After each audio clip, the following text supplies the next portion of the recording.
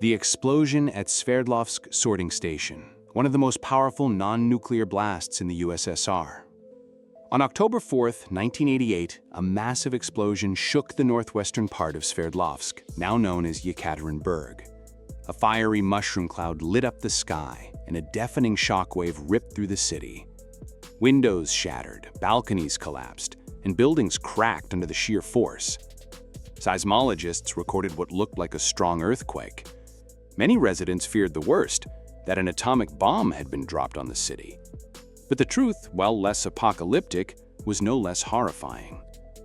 At the Sverdlovsk sorting railway station, a catastrophic chain of events had led to the explosion of several freight cars loaded with 47 tons of TNT and 40 tons of RDX, a powerful military-grade explosive. At 3:45 a.m., a military train carrying the explosives arrived at the third rail line of the station.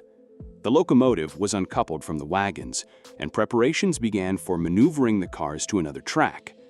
As part of this process, the air was released from the braking system. The station dispatcher gave the command to send a shunting locomotive toward the freight cars. The goal was to hook onto the wagons, hold them in place, and move them later once a coal train had passed through a nearby intersecting track. But something went terribly wrong. The explosive-laden wagons were standing on a slight incline. Since they hadn't yet been connected to the shunting locomotive, they began to roll, uncontrolled, gathering speed. At the same time, the coal train was already moving through the intersecting track. The runaway wagons collided with it at speed. The crash was violent. Several cars overturned and struck a high-voltage utility pole, tearing down the cables. TNT and RDX, stored in ordinary cloth bags, not in protective containers, spilled out onto the ground. Immediately afterward, the station's automatic safety system cut the electricity, but just 2 minutes later, voltage returned, possibly due to human error. The downed 3,000-volt cables sent sparks flying. A fire ignited. And then, the explosion. The blast hurled train cars across the station, destroyed transformers, severed kilometers of underground cables, and paralyzed the Trans-Siberian Railway, the vital artery connecting European Russia to major industrial centers in Siberia and the Far East. The explosion also triggered a second blast at a nearby diesel fuel depot. Fires erupted everywhere. Houses, trees, and train tracks burned. The shockwave obliterated every wooden building near the station. Brick structures suffered collapsed balconies and ceilings. Across the city, windows were shattered. Official reports state that over 700 buildings were damaged, with more than 70 deemed beyond repair. The economic cost of the explosion was estimated at over 300 million Soviet rubles. Emergency services rushed to the scene. Fire trucks, ambulances, military vehicles, and special railway units arrived. A unit of the railway troops began the difficult job of clearing the debris. One officer later recalled being jolted awake by the explosion. His balcony door had been blown into his apartment, and broken glass was everywhere. When he arrived at the base, he saw that windows in all the barracks had been shattered. Many soldiers were cut by glass. After hours of fierce firefighting, the blaze was finally contained 6 hours later. The railway troops then got to work, removing over 130 tons of twisted metal, laying new rails, communication cables, and switching assemblies. Amazingly, just 3 days later, Sverdlovsk sorting station was operational again.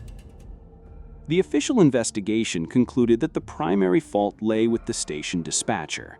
She had authorized the coal train's passage without confirming that the explosive wagons had been secured by the locomotive. She was charged with negligence and violating official procedures. A 6-year prison sentence was requested. But the legal case dragged on for years. Multiple courts sent the case back for further investigation. Eventually, it landed in the office of the General Prosecutor of the USSR, and then in a Chelyabinsk court. In 1992, after the collapse of the Soviet Union, the case was closed due to the statute of limitations. The dispatcher was cleared of all charges as investigators failed to prove malicious intent. One of the key investigators was Vladimir Matyushenko, a senior officer in the transport police. He spent the first 48 hours after the explosion on site, taking photographs, speaking to witnesses, and examining the wreckage. He uncovered something puzzling. There was a 2-minute delay between the wagon collision and the explosion. During that time, the high-voltage line had already been automatically shut down. So where did the spark come from? Further investigation revealed that another railway employee had unknowingly played a role. A duty electromechanic, stationed several kilometers away, saw the automatic cutoff and, following standard procedure, called her supervisor. She was given permission to manually restore power. Unaware of the unfolding disaster, she re-energized the line. Seconds later, sparks reached the spilled explosives. Matyushenko also found that the explosives were being transported in plain fabric bags rather than shock-resistant containers as required by safety regulations. Moreover, the third rail line, where the explosive-laden wagons had been left, had an incline steeper than allowed by transport guidelines. There were no bypass tracks for transit trains, even though the coal train wasn't supposed to cross that part of the station at all, according to the original design plans. None of this information appeared in the official investigation materials. According to Matyushenko, the dispatcher had been made a scapegoat, while the upper-level management, part of the Soviet nomenclature, was shielded from scrutiny. In the aftermath, construction crews were brought in to rebuild and restore the damaged infrastructure. But not everything was repaired. One partially collapsed cultural center for railway workers, for instance, stood in ruins for more than 20 decades. It was finally demolished only in 2011, 23 years after the explosion.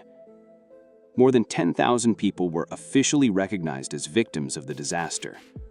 Many others, including those who lived nearby or worked in the recovery effort, carried emotional and physical scars for the rest of their lives. To this day, the explosion at Sverdlovsk sorting station remains one of the most powerful non-nuclear detonations in the history of the Soviet Union. A terrifying reminder of what happens when negligence, bureaucracy, and dangerous cargo collide. Please don't forget to subscribe or write a comment and put a bell so as not to miss new videos. Thanks for watching.